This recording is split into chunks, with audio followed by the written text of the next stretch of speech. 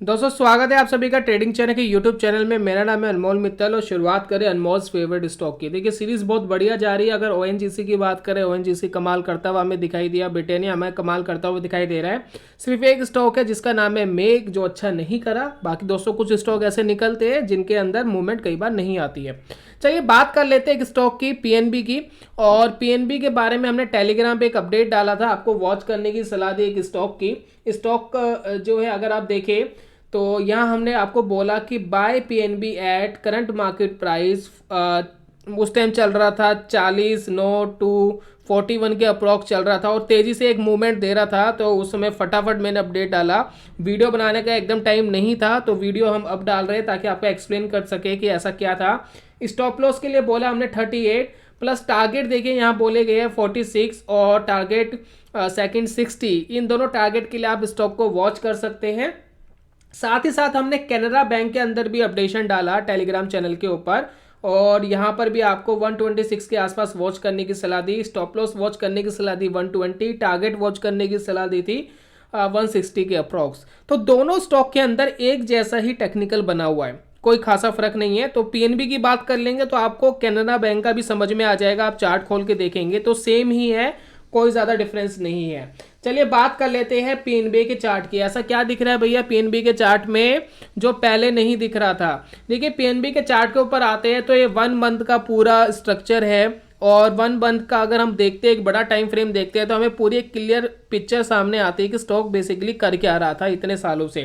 तो अगर हम ध्यान दें पीएनबी की जो चार्ट की यहाँ शुरुआत दिख रही है वो 2003 से अगर बात करें 13 रुपये का स्टॉक था और इसकी जो जर्नी थी लगभग 2008 तक बहुत अच्छी चली। कोई भी इसमें मेजर अप एंड डाउन्स नहीं थे, करेक्शन आता था ऊपर जाता था, करेक्शन आता था ऊपर जाता था और 13 रुपये से यह स्टॉक बढ़ के लगभग 150 रुपये के आसपास हो गया। यानी 4-5 साल के अंदर इस स्टॉक ने तकरीबन आपको 10 टाइम्स 10 गुना ज़्यादा रिटर्न दिया, जो कि बहुत बढ़िया है, जिसको 1000% कहेंगे, 1000% का रिटर्न हमें मिला। उसके बाद इसमें एक बड़ी मेजर करेक्शन आई, फिर ये 50-60 रुपये पे आया और उसके बाद ये रुका ही नहीं। उसके बाद फिर ये स्टॉक 280 तक चला गया, 270-280 का एक हाई बनाया, फिर एक करेक्शन करी, फिर ये 50-60-80 इसके आसपास घूमता था और ऊपर जाता था 220 या 230। ये ऐसा ही करता रहा बहुत सालों तक। इसमें कोई मेजर रैली, कॉन्टिन्यूसली रैली नहीं बनती हुई दिखाई दी।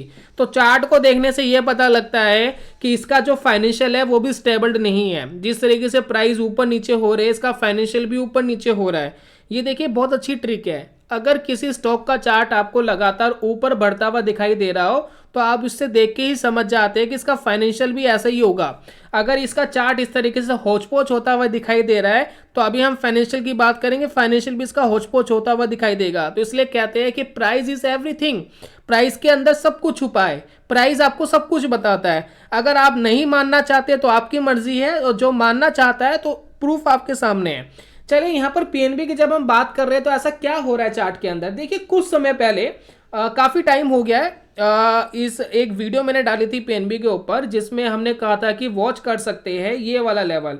उस समय ये 57-58 के आसपास आया था। तो यहाँ पर हमने सलाह दी थी कि ये इसका एक मेजर सपोर्ट है, इसको तोड़ना बड़ा मुश्किल होगा स्टॉक के लिए और इसके आसपास इस स्टॉक को वॉच कर सकते हैं और यहाँ से उम्मीद है कि यहाँ से रिवर्स कर जाए।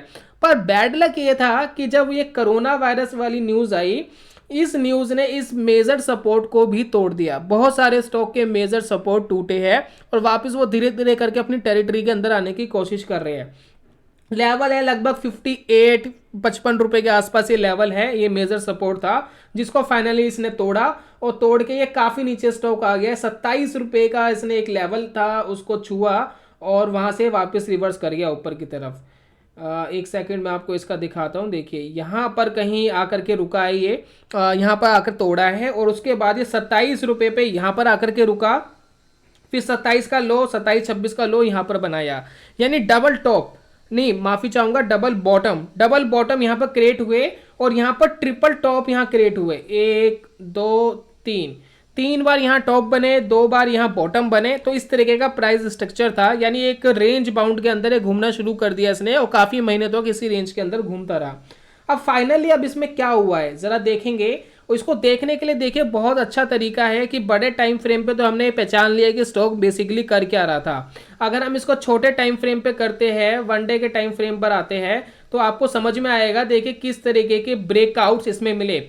देखिए यहाँ पर अगर आप ध्यान देंगे, यहाँ पर जो टॉप बना हुआ है, इस टॉप पे अगर हम एक लाइन लगाते हैं तो ये 40 रुपये या 39.50 पैसे का लेवल है, जिसको इसने तोड़ने की कोशिश करी, लेकिन एक बार इसने कोशिश करी, नहीं तोड़ पाया। तो ये देखिए यहाँ तोड़ने की कोशिश करी, नहीं तोड़ पाया, सस्टेन नहीं हुआ। फिर एक और दो कैंडल यहाँ मिली नीचे, जिन्होंने फिर वापस नीचे तोड़ा, फिर कंफ्यूजन क्रिएट हुई। उसके बाद फिर एक कैंडल आई जिसने इसको तोड़ दिया। यानी अब ये डिसाइड हो रहा है, यानी बायर्स जो है ये सोच रहे हैं कि नहीं जी ये ऊपर जाना चाहिए, यहाँ ऊपर जाने की ज़्यादा संभावना लगती है। अगर नहीं भी जाएगा तो उसके लिए स्टॉप लॉस है, वो बताएंगे आपको कि क्या स्टॉप लॉस लेना चाहिए। तो यहाँ हम कह सकते हैं कि अच्छा ब्रेकआउट इस स्टॉक में आ चुका है और एक अच्छा डबल बॉटम पैटर्न इस स्टॉक में दिख रहा है। देखिए इतना खूबसूरत पैटर्न एग्जैक्ट उसी पॉइंट पर बहुत कम दिखाई देते हैं। जैसे कि आप देखिए एग्जैक्ट उसी पॉइंट पे ही रुका है, यहाँ पर जहां पर यहाँ रुका था, एकदम लेवल पर आकर के, बहुत ज़्यादा डिफरेंस नहीं है। और ऐसे डबल बॉटम बहुत कम देखने को मिलते हैं। और इस तरीके से ये जो रेंज बना के इसने तोड़ा है, ये कहीं ना कहीं स्ट्रेंथ दिखा रहा है। उसके बाद देखिए वॉल्यूम की बात करें, वॉल्यूम की कोई कमी नहीं है, वॉल्यूम बहुत अच्छे हैं। बल्कि ऐसे वॉल्यूम्स देखे गए हैं महीने के, अगर हम टाइम फ्रेम पे देख रहे हैं, कि आज तक ऐसे वॉल्यूम्स स्टॉक के अंदर नहीं आए हैं। तो ये भी बहुत अच्छी बात है कि वॉल्यूम्स की कोई कमी नहीं है स्टॉक के अंदर। और जैसे कि हम जानते हैं कि डबल बॉटम जो पैटर्न होता है, उस पैटर्न के अकॉर्डिंग जो टारगेट्स होते हैं वो कैसे डिसाइड होते हैं। तो वो टारगेट डिसाइड करने का तरीका ये है कि जितनी पैटर्न की डेप्थ है यानी गहराई है, उतना ही हम ऊपर का क्या रखते हैं, टारगेट रखते हैं। चलिए बात कर लेते हैं कितनी गहराई है पैटर्न की। देखिए लो है इसका लगभग 26 रुपये। पैटर्न की अगर हम हाई की बात करें, लगभग ये है 39 के अप्रोक्स। तो अगर मोटा मोटा माने तो 13 या 14 रुपए का डिफरेंस आ रहा है बीच में। ठीक है जी, 13-14 रुपए का डिफरेंस है। तो हम एक्सपेक्ट कर सकते हैं तो 14 रुपए या 15 रुपए के ऊपर के टारगेट्स हमें मिल सकते हैं। अगर हम 40 रुपए में ये प्लस कर दे तो लगभग 54 या 55 तक के लेवल्स मिल सकते हैं। चलिए मैं एक लाइन लगाता हूँ 55 के ऊपर। ये देखिए यहाँ मैंने 55 के ऊपर लाइन लगा दी। अगर आप देखेंगे मजे की बात क्या है कि जब ये 55 पे लाइन लगाई है तो अब आपको वेरियस सपोर्ट यहीं मिलेंगे जो अब रेजिस्टेंस बन चुके हैं। देखिए मैं यहाँ बड़ा टाइम फ्रेम करता हूँ। देखिए जो सबसे ऊपर वाली लाइन है, वो 55 रुपए की लाइन है। और 55 रुपए की जो हॉरिजॉन्टल लाइन है उसमें देखिए सपोर्ट देखिए, यहाँ देखिए किस तरीके से सपोर्ट ले रहा है। तो यहाँ हम कह सकते हैं कि 55 रुपए से लेकर 60 रुपए तक के लेवल्स, इसके बीच में कहीं ना कहीं आप एग्जिट की सोच सकते हैं, वॉच कर सकते हैं। इसके आसपास निकलने की कोशिश करिए 55 से 60 रुपए के आसपास। ठीक है जी। और यहाँ पर 40 रुपए का इसमें ब्रेकआउट आ चुका है। बात कर लेते हैं कि हमारा स्टॉप लॉस क्या बनता है। देखिए स्टॉप लॉस की अगर बात करें तो छोटा टाइम फ्रेम लेना पड़ेगा। बड़े टाइम फ्रेम में स्टॉप लॉस लगाएंगे तो भैया कंगाल हो जाएंगे, इतने बड़े स्टॉप लॉस बनेंगे। तो यहाँ जो स्टॉप लॉस बनता है बहुत अच्छा, वो बनता है इस कैंडल का लो। इस कैंडल की लो की बात करें तो इस कैंडल का जो लो है वो है 38.1, यानी राउंड फिगर में 38 का स्टॉप लॉस एक अच्छा स्टॉप लॉस। अगर इससे नीचे आता है तो एग्जिट कर सकते हैं, एग्जिट वॉच कर सकते हैं। अगर हम बात करें टेलीग्राम पे क्या दिया था, तो टेलीग्राम पे अगर हम बात करें तो स्टॉप लॉस आपको 38 का दिया है। बिल्कुल आप यहाँ देख रहे हैं टेलीग्राम चैनल पे जो हमने 38 का सजेस्ट करा है स्टॉप लॉस पीएनबी के अंदर। अब यहाँ बात कर लेते हैं दोस्तों, और कोई ट्रिगर है या सिर्फ यही है। तो हमारा मेजर क्या होता है, नॉर्मली हम मूविंग एवरेज वॉच कर लेते हैं कि 200 की मूविंग एवरेज क्या कर रही है। पैटर्न हमें मिल गया है, स्ट्रेंथ दिख रही है, कोई ऐसी प्रॉब्लम नहीं है टेक्निकल में।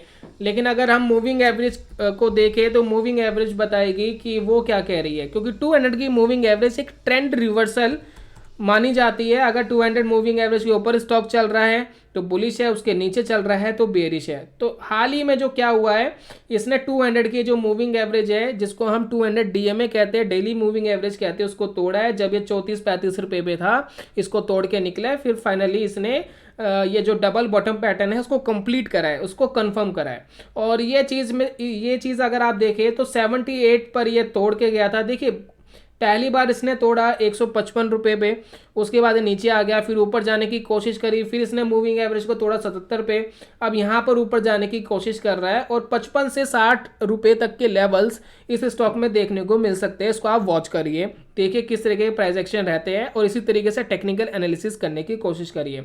बात कर लेते हैं इसके फाइनेंशियल की। फाइनेंशियल क्या है, देखिए पीएनबी के फाइनेंशियल पे जाते हैं तो बहुत अच्छा फाइनेंशियल आपको देखने को नहीं मिलेगा। जैसे ही बोला कि जिस तरीके से चार्ट पैटर्न्स है, चार्ट पैटर्न्स भी इसके उसी तरीके से मिल रहे हैं। देखिए मैं फाइनेंशियल पे आता हूँ तो फाइनेंशियल देखिए, आपके रिवेन्यूज़ तो बढ़ते हुए दिख रहे हैं, रिवेन्यूज़ में खासा डिफरेंस नहीं है, लेकिन अगर आप नेट इनकम की बात करेंगे, कभी प्लस में कभी -12,000, फ्रॉड हुआ, नीरव मोदी साहब लेकर के भागे पैसे तो वो रिकवर नहीं हुए, वो लॉस दिखाना पड़ा। उसके बाद अब जा करके कुछ प्रॉफिट आया 440 करोड़ रुपए के आसपास। तो देखिए इसका जो फाइनेंशियल है वो अनस्टेबल ही रहा है पहले से, और चार्ट में भी वो दिखाई दे रहा है आपको। उसके बाद अगर हम फाइनेंशियल को थोड़ा सा एक तरफा रखते हैं, हम टेक्निकल पे ज़्यादा ध्यान देते हैं, क्योंकि हमारे हिसाब से प्राइस इज़ एवरीथिंग। क्यों प्राइस इज़ एवरीथिंग है, क्योंकि मार्केट में अगर कोई स्टॉक या कोई कंपनी अच्छा करने वाली होती है तो उसके प्राइस ऑलरेडी थोड़े से बढ़ जाते हैं, यानी क्वालिटी स्टॉक कहते हैं। उसके प्राइस पहले से ही फ्यूचर को देख करके पहले से ही ज़्यादा प्रीमियम पे बिकती है वो चीज़। लेकिन अगर किसी चीज़ में कोई कमी आती है और वो चीज़ की एक्सपेक्टेशन नेगेटिव हो जाती है तो जो प्रीमियम था वो तो ख़त्म हो ही जाता है, साथ में जो चीज़ पास्ट में होने वाली है उसके प्राइस लोग पहले ही डिसाइड कर लेते हैं और इतना ज़्यादा गिरा लेते हैं। तो इसलिए जो मार्केट है वो ज़्यादा वोलेटाइल होती है, इसलिए स्टॉक के प्राइस ज़्यादा ऊपर नीचे होते हैं। तो आपको नज़र चाहिए, ऐसी एनालिसिस चाहिए जिससे आप पहचान सके कि स्टॉक फेयर वैल्यू है, अंडर वैल्यूड है, ओवर वैल्यूड है, और उसके हिसाब से अगर आप ट्रेडिंग या इन्वेस्टमेंट करते हैं तो वहाँ पर आपका रिस्क हमेशा कम रहता है। चलिए बात कर लेते हैं एक और चीज़ की, क्या है पीएनबी में ऐसा क्या है। देखिए मैं देख रहा था कुछ सरकारी बैंक देख रहा था कि किसकी कितनी ब्रांचेज हमारे भारत के अंदर है, सबसे ज़्यादा ब्रांचेस की अगर हम बात करें तो कुछ रिजल्ट्स मेरे सामने आए, और अगर आप यकीन मानेंगे तो जो पीएनबी है स्टेट बैंक के बाद सेकंड नंबर पर आता है।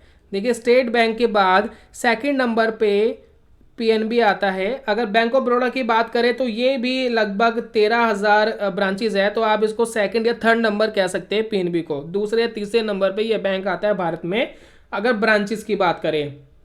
एटीएम्स की कोई कमी नहीं है, लेकिन सबसे ज़्यादा एटीएम्स यहाँ सरकारी बैंकों में स्टेट बैंक ऑफ इंडिया के दिखाई दे रहे हैं। तो इसके हिसाब से देखा जाए ब्रांचेस तो चल ही रही है, काम चल रहा है, कोई प्रॉब्लम नहीं है, चीज़ें चल रही है। अगर ये जो बीच में जो इनका हुआ, जो फ्रॉड हुआ, अगर वो फ्रॉड नहीं होता तो शायद इतना बैंक नहीं गिरता, और ये एक शॉर्ट टर्म टेम्पर्ड था, शॉर्ट टर्म डेंट कह सकते हैं कि शॉर्ट टर्म नुकसान था। जिस तरीके से लॉकडाउन में काम धंधे बंद हुए, बहुत सारे लोगों के बिजनेसेस बंद हुए, लेकिन वो दोबारा धीरे धीरे चलने शुरू हुए। तो इसी तरीके से पीएनबी में ये था कि शॉर्ट टर्म डेंट आया और नुकसान हुआ, उसके बाद वो धीरे धीरे अगर चलना शुरू होगा, बाकी गवर्नमेंट का भी पीछे सपोर्ट रहता है बैंकों के ऊपर, तो शायद ये अच्छा कर जाए। लेकिन एज पर टेक्निकल, देखिए मैं ज़्यादा फंडामेंटल एनालिसिस नहीं जानता हूँ, मेरा पूरा फोकस रहता है टेक्निकल के ऊपर। तो as per technical, as per pattern, as per technical analysis ऐसा लगता है कि 55 से 60 रुपये जाना चाहिए। स्टॉप लॉस आपको बता दिया 38 का। इन दोनों चीज़ों का वॉच करिए, प्रैक्टिस करिए, देखिए क्या रहता है। मैं जल्दी मिलता हूँ नेक्स्ट वीडियो में, तब तक के लिए goodbye, god bless you, bye bye दोस्तों।